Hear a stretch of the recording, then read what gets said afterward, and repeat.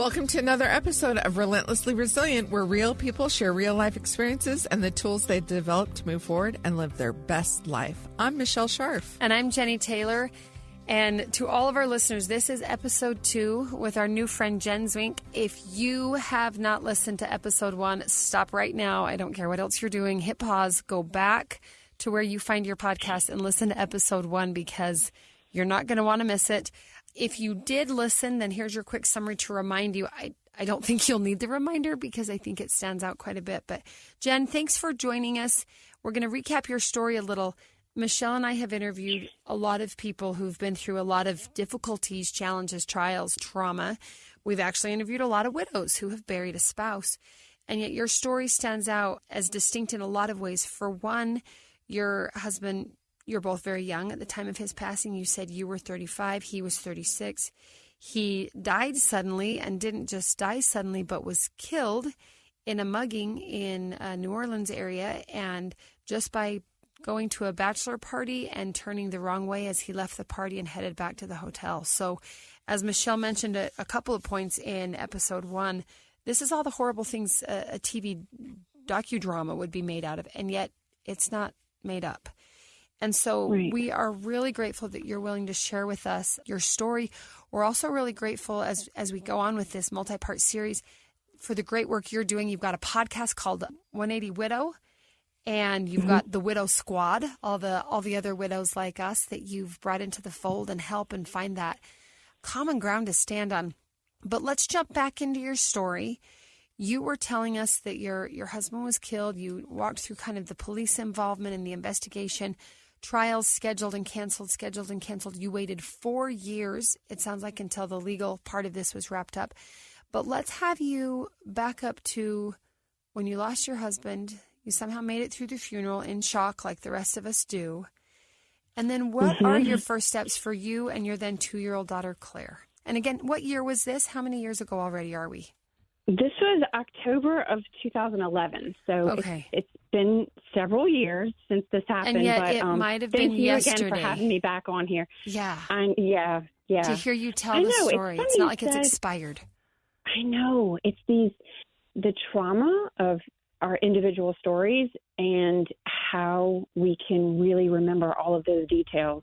Oh, and yet it's kind of fuzzy too, right? Because you're in shock with a lot of it. You remember certain things with clarity and other things it's like no idea. Yeah. Like pieces of your memory just are lost. Mm-hmm. I know. It's such a weird thing. But so yeah, I just picking up where we had left off before. We had the funeral was the week after he was killed. And then it was just trying to pick up the pieces of, first of all, handling all of the things that we have to do, right? Like the phone calls that we have to make. But also there was the week after. So this was like Halloween weekend, I think it was, the 30th maybe. My mom, who lives close to us, she had asked me to go and run errands with her one day. And I told her yes, because I hadn't gone back to work at that time. I wasn't really doing anything. She said, come and meet me at the McDonald's on whatever street. And so this is a really small little sleepy town neighborhood. We're about, an hour outside of New Orleans. And I went with Claire, and we went to meet my mom for lunch. And so we had ordered our food, and we were sitting inside, and I could hear the people behind the counter kind of starting to talk a little loud, like the workers were kind of raising their voice a little bit, like something wasn't right. Something was not normal. And my mom had gotten up to go to the bathroom with Claire. We were in the middle of potty training because she was 2. And so I was trying to stay on track with that, although that's a whole other story. So I'm sitting there just eating my fries and just, trying to see like what is happening behind the counter. And then again, like voices being raised even more. And I heard one of the people say, oh, he's running this way. And then all of a sudden, outside the window, right to my right, where I'm sitting in the little booth, this police car comes screeching up to a halt, and the cop jumps out. He's got his gun up in the air, and he runs into the McDonald's, into the bathroom, into the men's bathroom. Now, my mom was in the women's bathroom. And so He comes running out with his gun still up, runs back, jumps in the car, and then screeches away. And I'm just sitting there, like, in slow motion, just eating my fries, like, what is happening? What is even happening? What happened was I heard the people talking. They said that the bank across the street from the McDonald's had just been robbed, and the person that robbed the bank was running towards the McDonald's to go and hide or whatever. And so the police were looking for this person. And do you feel like you're like, am I going to be a part of every crime scene that happens from here on out? Like, I didn't audition for this role in this terrible movie. Please get me off the set. Yes. Exactly. So I'm sitting there. Unbelievable. Just, again, like slow motion eating my fries. And my mom comes walking out with Claire, and she says, guess who just went to potty? Like, just all excited because she got her to go to the bathroom on the potty. And I was just shaking and in tears. And I just had this horrible breakdown in the McDonald's because I felt like every piece of violent act that was happening in the world was coming crashing down on top of me, and I couldn't breathe. I really I just had a breakdown. I really did. I had a panic attack. My mom truly traumatized. Yeah. Oh, yeah. She took me outside, and she was like, okay, you just need to just breathe. And I just felt like I was being suffocated. I really did. Anyway, I was standing outside with Claire was playing around. They had a bunch of little butterflies flying around, and she's just like jumping around in the butterflies. And this person in this white minivan, you know how when you order your fries and they're not ready or whatever, you have to pull up a little bit and then they bring them out to you at the fast food place. So he pulls up and he's waiting for his food, and we're standing in front of the McDonald's, but he's kind of right there, like where we were standing. And he's got his wife in the car and all the kids in the back. Like, it's just a packed minivan. And his window was down, so I guess he kind of heard us talking. And he goes, excuse me. And I looked over, and he was like, you have a beautiful daughter. And I was like, oh, my God. I'm like, he's right. I do. Like, I just had to snap out of it. Like, I really needed that, whatever it was, this divine intervention that came in and just snapped me out of my panic attack, because I was like, I do have a beautiful daughter. Like, I do. She's right here. It's okay. I just don't feel safe here. I don't feel safe at all. I left the McDonald's. I went straight home, and I booked us 2 tickets to go down to Turks and Caicos. That's an island in the Caribbean. And I was going to go for a week and a half over Thanksgiving, because Thanksgiving was coming up, and I said, there's no way I'm going to even try to pretend that everything is normal. I'm not doing a normal holiday. Nothing is normal, so I'm going to leave. And so we went. I booked that ticket for 10 days, and Claire and I went down there. But my friend also came with me, my really good college friend. She dropped everything, and she said, I'll come with you for a week, and you can do whatever you want. Go walk on the beach. Go lay by the pool. I'll watch Claire, and you just that's get a great yourself friend. better. Mm-hmm. That's a friend who gets it. Yeah. She came. She met us at the Miami airport, and we all flew down there together. And I spent, the next 3 or 4 days just trying to regroup. But by the third day that I was down there, I told her, and I felt it in my heart, I said, I feel like I need to be here. I really feel like I want to live here. And she kind of looked at me, and she was like, okay. She said, let's see if we can make this happen and if this can work, financially. And she's an engineer. She's super type A. I love her for it, because I couldn't think about those things at that time. But she sat down with me, went through all of my finances, and said, if you can afford a place that costs this much, you can make this work. Like, we can make this work. And I said, okay. She was my brain. Yeah. And we did. We figured it out. And I started to, like, the third day that I was there, I said, I'm gonna start asking around, making some contacts, seeing if there's anyone that will rent long term to me so that I can just be here for a year. Now, mind you, I did not know anybody on that island, not a single person, but it was everything that I needed. And I felt like I had missed time with Claire, and I did not want to be the mom that kind of gave up on life, you know. My parents, who are just amazing people, right after this happened, of course, they were like, come and move in with us. We will help take care of you. We will take care of Claire. And they 100% would have done that if I would have let them. They would have let me curl up in a ball and go sit in a room for however long I needed to, you know.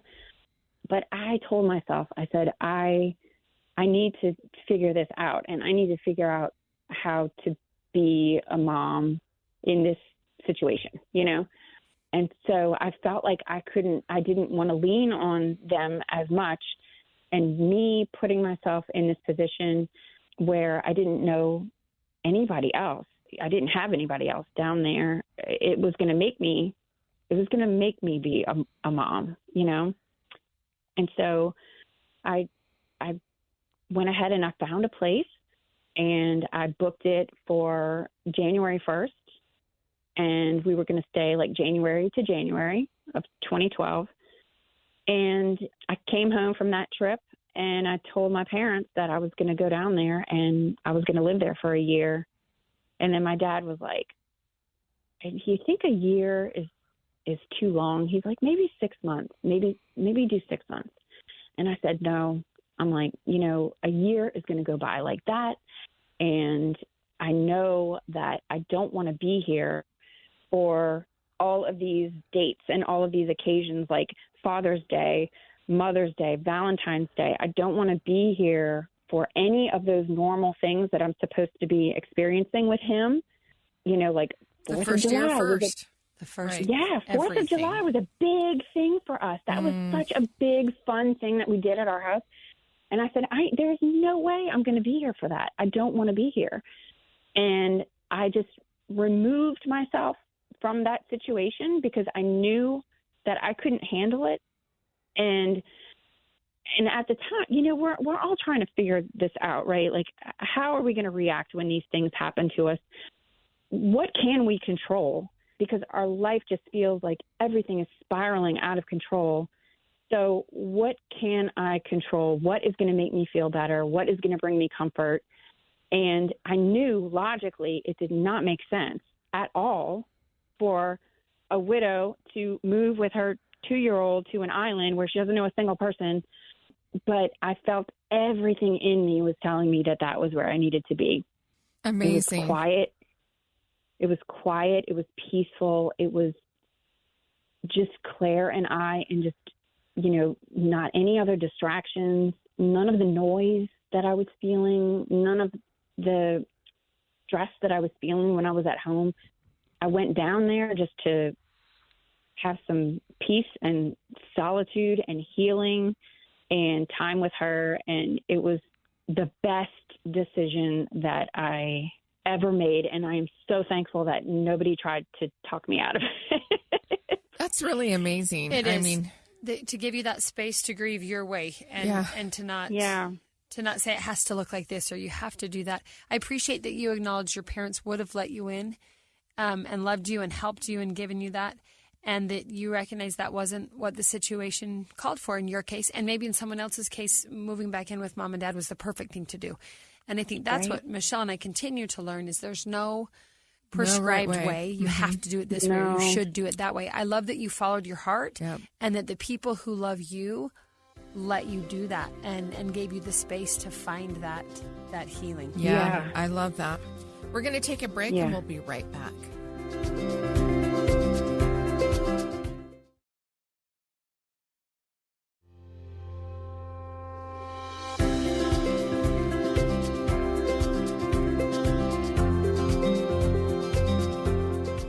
And we're back. It is so amazing, this journey that you've taken. I love that you ended up in Turks and Caicos. That's on my bucket list. It's a destination place I want to go to. Yeah. Never really thought of it as a place of being affordable to actually relocate to. So here you are. There's all kinds of complications with those kind of things as well, right? I mean, like, is Turks and Caicos part of America? I don't think it's. No, it's British. It's British owned, yeah. Yeah. So what does that mean as far as passport? visas. And you've got a young one. Yeah. And, like, how did that? Were those complications that you had to work out before, or you got there and go, oh, well, maybe I jumped into this a little soon, and now I've got to be creative? No, I did learn some things after the fact, but I knew going into it, you do have to leave every 3 months. Like, you can't stay in an extended amount of time. It's 3-month increments or less. So I would plan it, where we would go, like we went down there for January, and then we came back for Easter. I think so. It might have been a little bit before Easter. But right at the 3-month mark, I would come back to the U.S. and make a couple of weeks of it and stay at home, see family, see friends, and then we would go back. So you kept your house. Did you rent it out? Or? Yeah. My brother actually stayed, moved into my house to house it. Oh, well, that's amazing. Nice. So many things just worked out so well for you to make this happen. That worked out. So it's been, we're at 12 years this fall. So you've kind of caught us up. You took a year off. You were at this island. You go back. But during this time, there's this 4-year investigation going on. So kind of bring us up until around that time and what happened. Well, we ended up staying in Turks and Caicos for 2.5 years. Oh, wow. Closer to 3. We were supposed to come back after a year. And then I wasn't ready to come back. We ended up staying again. We stayed. And then finally it got to the point where she was going to be starting kindergarten. And I figured that was a good, clean start, like just a fresh start for us to come back and for me to figure out what my life was going to look like from here on out. So we stayed a lot longer than I was planning on in the beginning. Yeah. But yeah, so all of this is going on. This investigation is going on. Are they contacting you while you're there? Are you glad that you're away? Because there's really nothing you can do for the investigation anyway, right? There's wait and worry. Right. I mean, you weren't even a part of that night or anything. So, you're just waiting for the process.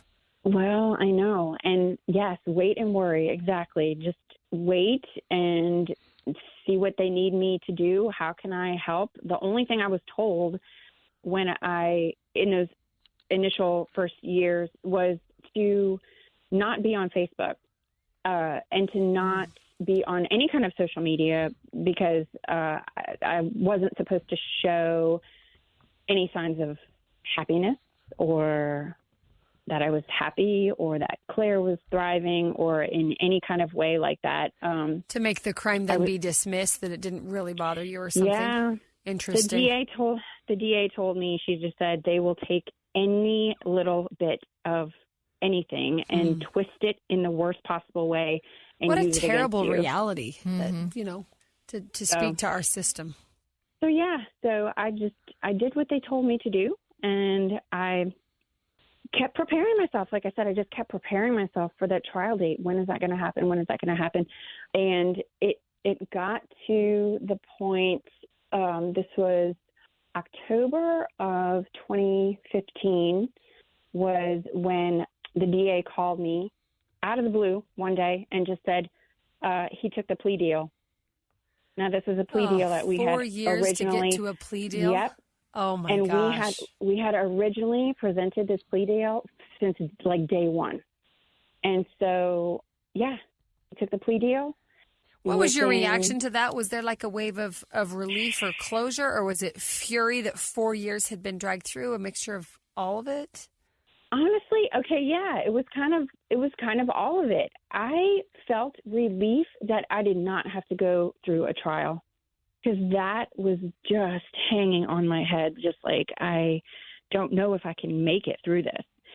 I mean, I feel like I am a strong person and to a certain extent, but the other thing that she told me was for the plea deal, you can go in and you can make a statement to the person.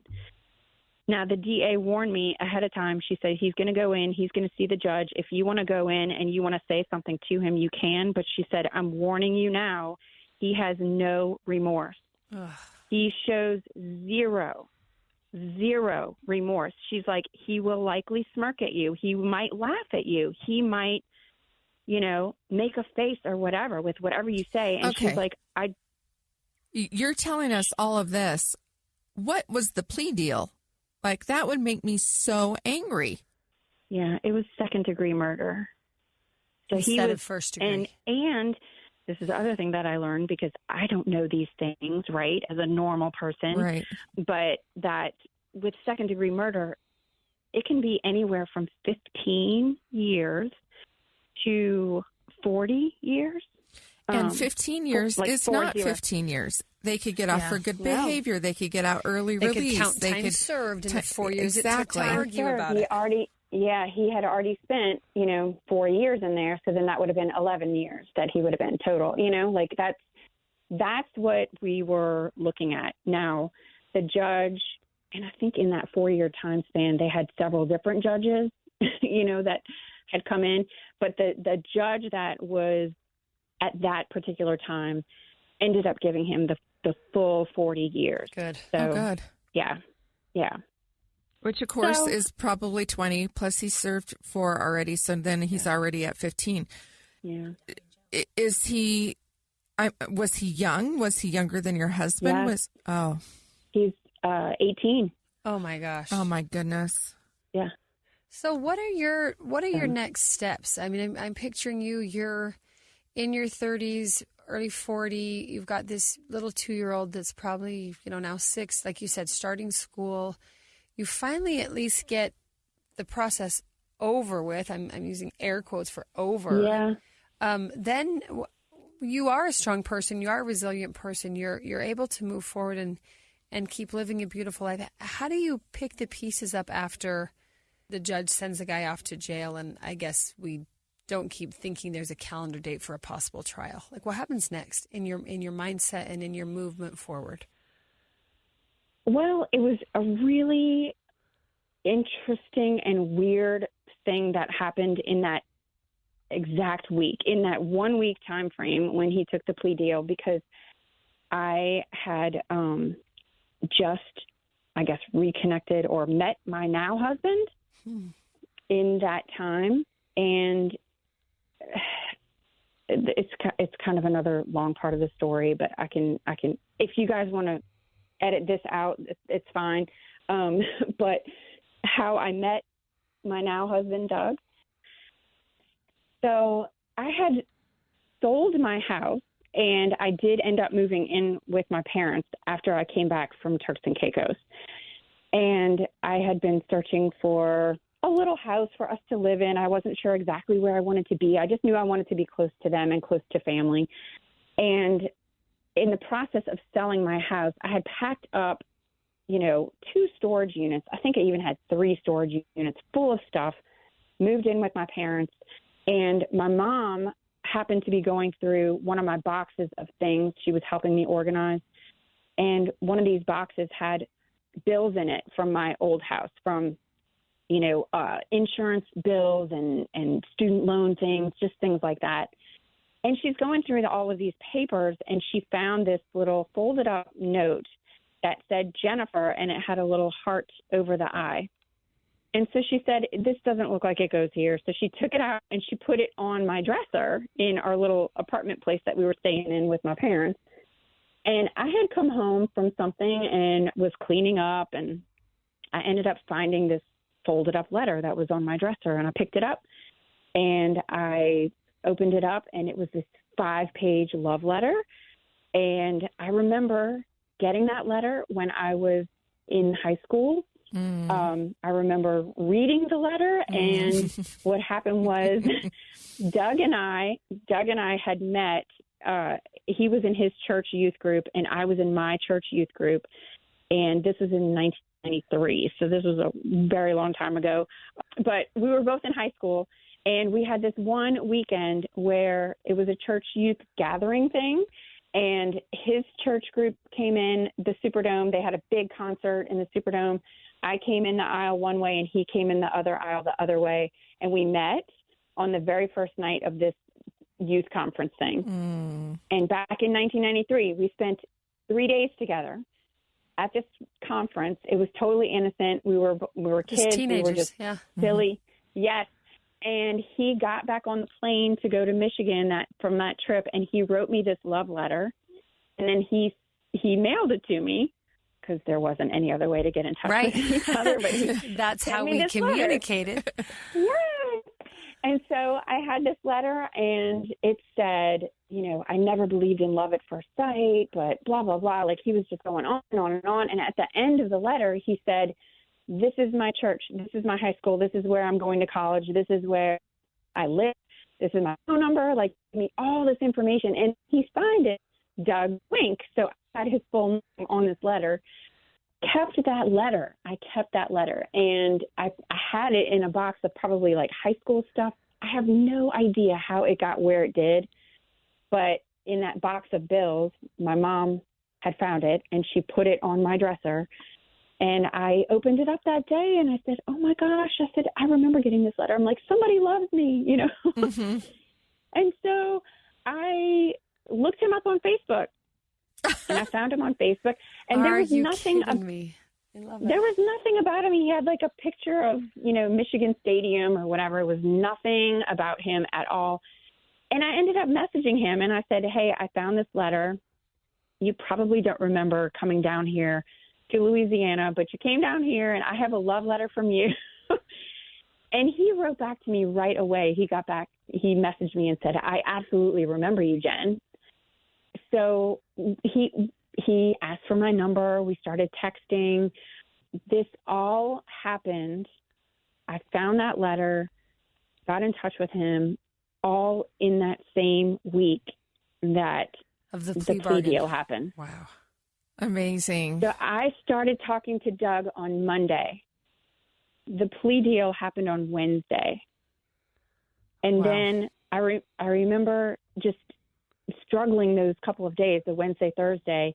I remember dropping off Claire at school on Friday and dropping her off in the car line and just pulling away and crying. And I just pulled over and got into the parking lot and just cried.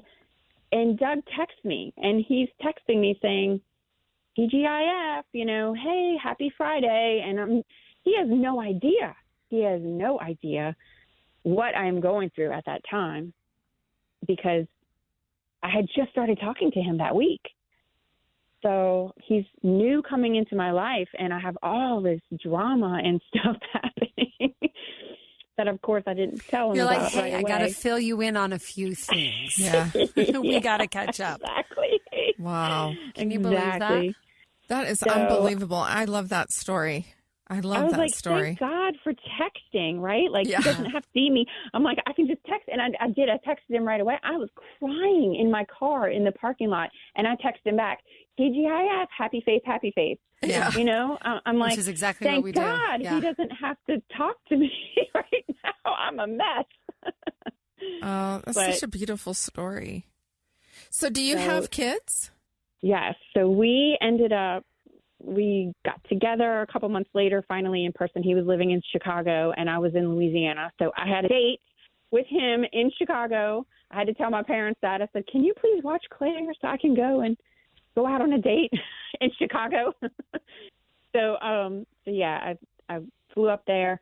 We spent the weekend together and it was great. And then we really just hit it off. It was like no time had gone by. It was crazy. And 10 months later, we were engaged, and then 10 months later, we got married, and 10 months later, we had Penelope. So we have a little baby girl together who is, man, she is just something else. Well, she's Claire 4, and almost Penelope. 5 now. Oh, Yeah. that's so awesome. What It's a great been crazy story. Yeah. Well, I'm how thinking life about this spins. too. A funny enough story, before I met John, my high school boyfriend was Doug. So Oh, I'm like, look at all these you're small telling, worlds. your name's Jen, your husband was Brent, Did- Jennie and Brent. And Yes. it's like, there's all Did your- these little lines in between all three of us, but it's fun. So funny. It's kind of interesting because it's like you had this life experience and you have Claire because of that experience. And yet somehow you come back around and you're now with this guy that probably if you had met him first, you wouldn't have had these other experiences, but then Claire wouldn't be here, I know. It's so crazy. We need to take a break and we're going to be right back.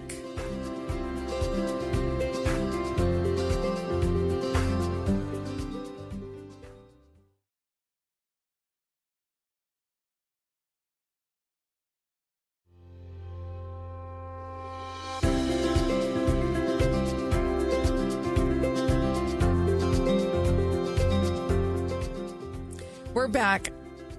I'm just so happy to know that you've been able to pick up, move forward, not on. Yeah.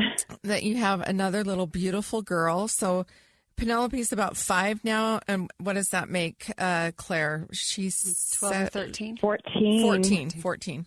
Yeah. I can't do math when I'm on the air. She's my son's age.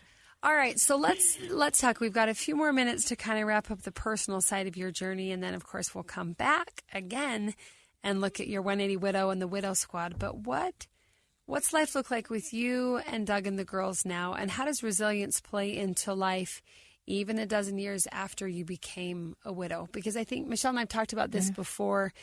Do you just hang up your widow hat because now you found love again? Is it like it never happened and you've moved on? Walk us through maybe the ongoing resilience piece, not the initial grief and shock, but it's been a dozen years for you. What does that continue to look like, and how do you continue to strengthen yourself and your family in this new relationship? Yeah. There's a lot involved in getting into a new relationship and then continuing the relationship that you still have with your late husband. Yep. Because I feel like it doesn't end. It does not end. I've heard that before. I went to a widow's camp the year after my husband died, and I was most surprised by that segment that I attended, and they said, a lot of people will start dating again thinking that this will end their grief, but it doesn't work that way. And then they had a lot of speakers come up and talk about that. And I was like, oh, okay, well, then I guess I don't want to date because that's exactly what I was thinking. There's no magic button to just erase it. Yeah. Can I ask really quickly, was Doug ever married or had children before? Or was he? He was married and divorced, but no children. Okay. So you both found each other kind of after a few twists and turns. So what is it like? So I've had experiences with my husband. I shared a little bit with you, I think personally, but not on air anywhere. But I had an experience where I was dating someone. My husband came to me and said, Michelle, it's time to let this person go. And I often think like, are you going to be in my relationship if I ever do find one? Like, how does this relationship evolve? And at the same time, my husband I was married 32 years. 4 of our children, 3 of our grandkids. Like I'm never going to not have him be a part of my life because he's a part of my grandkids and my kids. And it's important to keep his memory alive. So how does it work? Give me some insights. It's very complex, and it takes both parties to really understand the other person. In that, like, with Doug stepping into what he came into and all of the baggage involved, he said all the right things, and he understands things in a way that I guess a lot of people don't, because I hear these stories too with all of the women that I talk to, with all the widows that I talk to, that it takes a certain person to come into that picture and kind of just be okay with where they are and what they bring into your life and what this other person brought into your life, because they are completely different people. Brent is completely different from Doug, personality wise. I mean, they are just kind of night and day. But I mean, I love them both for who they are, you know, for what I had and have with each of them. And individually, I love them for their individual reasons, you know, and not any more one so than the other. It's just, it's the way that they make you feel, you know. You're with somebody because of the way that they make you feel. Does this person lift you up? Do they make you happy? Do they bring you joy? Do they put you first? You know, Brent did that and Doug does that. Yeah. So, I think it's interesting because, I mean, I've dated a lot. And, you know, the interesting experience that I've had is that I will actually have men say to me, I'm not really interested in having to compete with a dead man. Or I think so ridiculous. Right, exactly. But to me, what they don't understand that I'm hearing is like, well, then you're just clearly not my person, because right. I have the capacity to love at such an immense level that the man who ends up with me is going to be the luckiest man on earth. And I know that 100% And John will about. always be a part of who you are. It's like if you're at chapter 10 or 62 or whatever in a book, you don't erase the previous chapters. That's what's developed the character you have become. That's right. The good and the bad with John. Exactly. That's now who Michelle's like. Jen, you said Doug and Brent are different people. I would argue that the you that first met Brent is different than the you that the second time met Doug and fell in love with Doug, because life morphs us. We evolve, and hopefully in good ways. You know, hopefully we become better and more complete in ourselves. But the 23-year-old me that met Brent Taylor in college is not the same woman that I am today. Yeah. And there's something to be said about that. And I love how you've been able to make it work. And loss itself. So there's the life growth with that person, right? But then there's the loss, and that loss changes. Like, I am not the same person. Definitely. I have 5 tattoos on my body. My husband hated tattoos. I would have never gotten a tattoo, just out of sheer respect for how horrific my husband viewed tattoos. I don't even actually know why I got one. It was totally a grief thing. But then once I started, I wasn't going to stop. So, like, I'm not that same girl, right? Like, if he was to come back, he'd be like, why did you get the tattoos? I know you weren't here to stop me, honey. Exactly. But at the same time, I love what you're talking about, that you can love both of them. And it's not that you loved one more or less or better or worse. I joke all the time, if I ever remarry again, someone's going to marry me and Brent and my 7 kids and those memories and to a degree the extended family. And we're all individuals. And in America, we try so hard to be so individualistic, but really we're a whole, and we're part of a whole. And Brent Taylor will forever be part of the whole person I am. Yep. And maybe there's room for someone else to also be a part of that whole, and the whole just gets bigger. I will say, it's got to take effort and resilience and perspective and all kinds of growth on the man's maybe side. just work. And on the man's side too, right? True. So for me, when I'm hearing to not feel competitive, to not be insecure about who he is, to understand that I can love him wholly, completely, in every way, and that doesn't diminish the love that I had for John, and also it doesn't mean that there is less for him, right? Yeah. And so, like, I'm looking for a unicorn, but then again, I am a unicorn. Yeah. So it's like, you know, it's okay. It's all right. It might be I want a unicorn on the top of your next wedding cake. There are those guys out there, though. They do out exist. There. You hear a lot of the ones that are not capable of understanding the horror stories you know? that make you just want to remain unremarried. But there are good ones out there. Yeah. I'm so happy to hear that you found one. And how are the girls? How's the family overall? I imagine those girls are learning resilience too. Mm-hmm. Coming into a family situation like that, like it or not, they probably have a leg up maybe on some of their peers. Yeah. Yeah. I mean, Claire is like a little mama in herself. Like, she's just, Penelope is her baby, and there's a 9-year difference between the two. So it's a pretty big age difference, and she just loves on her. Like, there's no fighting in my house. And I hate to even say that and announce that to the world, but I'm telling you, like, the girls, they get along so well. The thing that they argue about is Mommy, she won't hug me. Mommy, she won't, I'm trying to kiss her and she won't. That is the argument. Mommy, I love her too much. I cannot complain. Yeah, that's beautiful. I love that. Little love bugs. But, I love it. Yeah, the two girls, they get along so great. And, there's certain things with the kids that certain ages where I know, like, Claire's going to be more curious about details and things like that. Yeah. And I just I take it as it comes. As it comes. Penelope is just getting to the age where she asked me the other day, she said something like, so Claire has a daddy. Like, she was trying to figure it out, Yeah, you can see the little wheels turning in her head. Claire has a daddy that's not daddy. I think she said something like that. Yeah. And I was like, Claire's daddy is in heaven. And it's hard to say those things. Like, it's so hard to talk about it down at her level. Right. It hurts, it hurts. But at the same time, just trying to be as honest with everybody across the board, right, and not keep anything from anybody. So I just have to tell like her, you said, take it as it comes. Level. Yeah. No, that's beautiful. This has been incredible. I mean, it's been jaw-dropping. It's been tear-jerking. It's been like, wait, stop. I can't believe that actually happened. It's been informational. It's fun.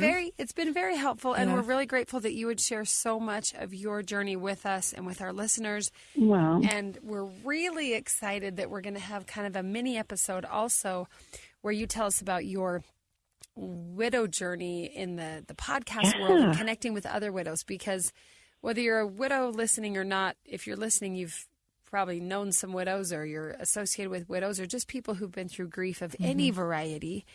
And I think a lot of us know that part of the healing that is really helpful is finding that community and what that community looks like. So if you're listening, stay tuned, because Jen is coming back and she's going to talk about her podcast work and her Widow Squad community.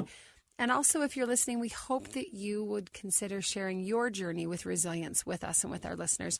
We're always looking for people who are willing to open up and share whatever that journey looks like. There's no two journeys alike, but we've all had the opportunity to go up and down and hopefully come out stronger because of it. So if you have a story you're willing to share with us, you can email us at rrpodcast@ksl.com, or you can find us on Facebook at Relentlessly Resilient, or Instagram at Relentlessly Resilient Podcast. And a special shout out to our great producer, Kellyanne Halverson. She does a great job editing and managing our time on the show. On task. Which is like a pretty monumental task, really, to be honest. Bless your heart. Remember, whatever you do today, remember to be kind. You have no idea the struggles others are dealing with in their lives. Go out and have a great day.